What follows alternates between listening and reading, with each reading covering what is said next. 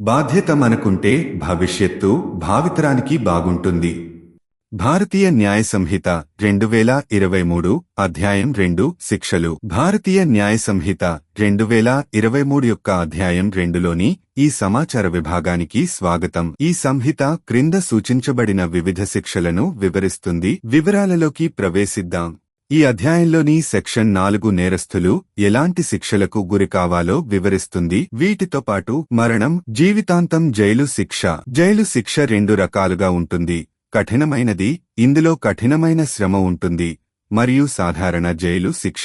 ఆస్తి జప్తు, జరిమానాలు, సంఘ సేవ. సెక్షన్ 5 నేరస్థుడి సమ్మతి లేకుండా ఏదైనా శిక్షను మరొక రూపానికి మార్చడానికి ప్రభుత్వానికి తగిన అధికారం ఇస్తుంది. మరణశిక్షలు లేదా యూనియన్ కార్యనిర్వాహక అధికారం కింద నేరాలకు ఈ బాధ్యత కేంద్ర ప్రభుత్వంపై ఉంటుంది. ఇతర కేసులకు రాష్ట్ర ప్రభుత్వాలదే బాధ్యత. సెక్షన్ 6కి వెళితే శిక్షా నిబంధనల యొక్క భిన్నాలను లెక్కించడానికి జీవిత ఖైదు 20 సంవత్సరాలకు సమానంగా పరిగణించబడుతుంది. సెక్షన్ 7 జైలు శిక్ష యొక్క స్వభావాన్ని పేర్కొనడానికి న్యాయస్థానాలకు విచక్షణను ఇస్తుంది. ఖైదు పూర్తిగా కఠినంగా, పూర్తిగా సరళంగా లేదా రెండింటి కలయికగా ఉండాలని వారు నిర్దేశించగలరు. సెక్షన్ 8 జరిమానాలను సూచిస్తుంది. జరిమానాలకు గరిష్ట పరిమితి లేనప్పటికీ అవి అధికంగా ఉండకూడదు. జరిమానాలు చెల్లించినందుకు కోర్టులు జైలు శిక్ష విధించవచ్చు.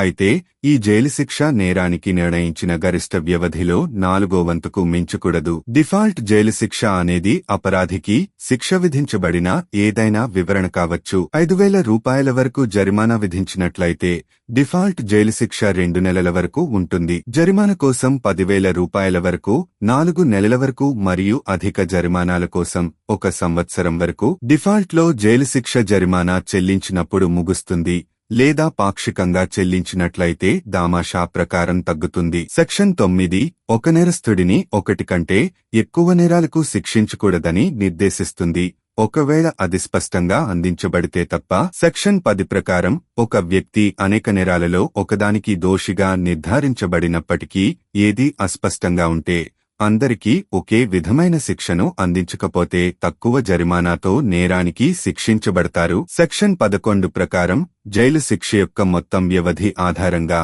3 నెలలకు మించకుండా కఠిన కారాగార శిక్షలో కొంత భాగాన్ని ఏకాంత నిర్బంధాన్ని కోర్టులు ఆదేశించవచ్చు. ఈ నిర్బంధం క్రింది విధంగా నియంత్రించబడుతుంది. పదం 6 నెలలు అయితే 1 నెల మించకూడదు. పదం 1 సంవత్సరం అయితే 2 నెలలకు మించకూడదు. మరియు పదం 1 సంవత్సరం దాటితే 3 నెలలకు మించకూడదు. సెక్షన్ 12 ఏకాంత నిర్బంధం అమలును నిర్దేశిస్తుంది. ఇది ఒకే సమయంలో 14 రోజులకు మించకూడదు.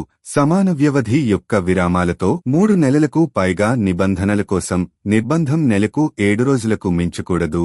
మళ్లీ సమాన పొడవుతో కూడిన విరామాలతో. చివరగా సెక్షన్ 13 పునరావృత నేరస్తులతో వ్యవహరిస్తుంది. చాప్టర్ 10 లేదా అధ్యాయం 17 కింద గతంలో తీవ్రమైన నేరాలకు పాల్పడిన వారికి మరియు అలాంటి మరొక నేరానికి పాల్పడిన వారికి జీవిత ఖైదు లేదా 10 ఏళ్ల వరకు జైలు శిక్ష విధించబడుతుందని పేర్కొంది. ఇది భారతీయ న్యాయ సంహిత 2023 యొక్క అధ్యాయం 2 యొక్క సారాంశం. వివిధ నేరాలకు సంబంధించిన శిక్షల నిర్మాణం మరియు తీవ్రతను నిర్వచించడంలో ఈ అధ్యాయం కీలక పాత్ర పోషిస్తుంది. న్యాయం తగిన విధంగా అందించబడుతుందని నిర్ధారిస్తుంది. మరింత వివరణ, ఉదాహరణల కోసం info9 సైబర్ మీడియాతో కూడి ఉండండి. సమాచారంతో ఉండండి, సౌకర్యంతో జీవించండి.